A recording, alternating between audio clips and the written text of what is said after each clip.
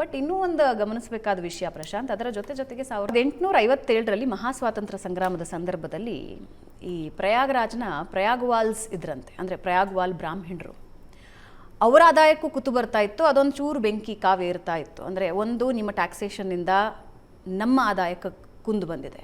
At the same time Prashant, ಕ್ರೈಸ್ತ ಮಿಷನರಿಗಳು ಮತಾಂತರಕ್ಕೆ ಬಳಸ್ಕೊಳ್ತಾ ಇದ್ದಿದ್ದು ಈ ಕುಂಭಮೇಳಗಳನ್ನಂತೆ.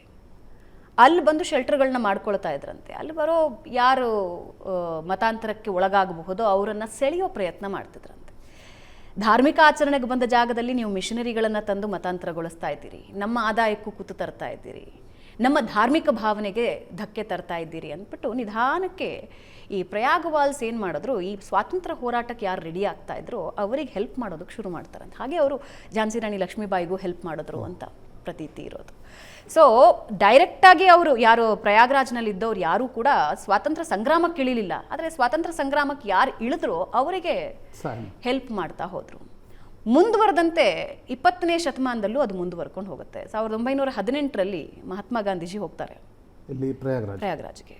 ಹೋಗಿ ಸಂಗಮದಲ್ಲಿ ಮುಳುಗೆದ್ದು ಬರ್ತಾರೆ. ಆಗ ಬ್ರಿಟಿಷರಲ್ಲಿ ಒಂದು ಸ್ವಲ್ಪ ಹಲ್ಚಲ್ ಶುರುವಾಗುತ್ತೆ, ಇವ್ರು ಯಾಕೆ ಹೋದರು ಅಂತ. 1942ರಲ್ಲಿ ಬ್ರಿಟಿಷರಿಗೆ ಯಾವ ಮಟ್ಟಿಗೆ ಈ ಕುಂಭಮೇಳದ ಬಗ್ಗೆ ಭಯ ಬರುತ್ತೆ ಅಂತ ಹೇಳಿದ್ರೆ, ರಿಸ್ಟ್ರಿಕ್ಟ್ ಮಾಡಿಬಿಡ್ತಾರೆ, ಯಾರೂ ಬರಂಗಿಲ್ಲ ಪ್ರಯಾಗ್ರಾಜ್ನಲ್ಲಿ ಅಂತ.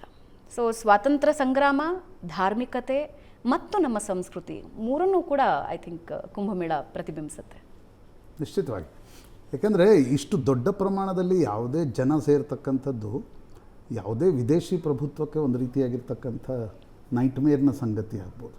ಪ್ರಾಯಶಃ ಬ್ರಿಟಿಷರ ಹೆದರಿಕೆ ಆ ಕಾರಣದಿಂದ ಕೂಡ ಇರ್ಬೋದು ಅಂತ ಅನ್ಸುತ್ತೆ.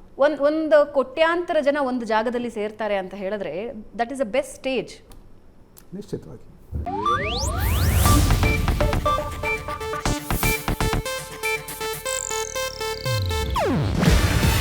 ಇದು ಏಷ್ಯಾನೆಟ್ ನ್ಯೂಸ್ ನೆಟ್ವರ್ಕ್ ಪ್ರಸ್ತುತಿ. ನೀವು ನೋಡ್ತಿದ್ದೀರಾ ಏಷ್ಯಾನೆಟ್ ಸುವರ್ಣ ನ್ಯೂಸ್.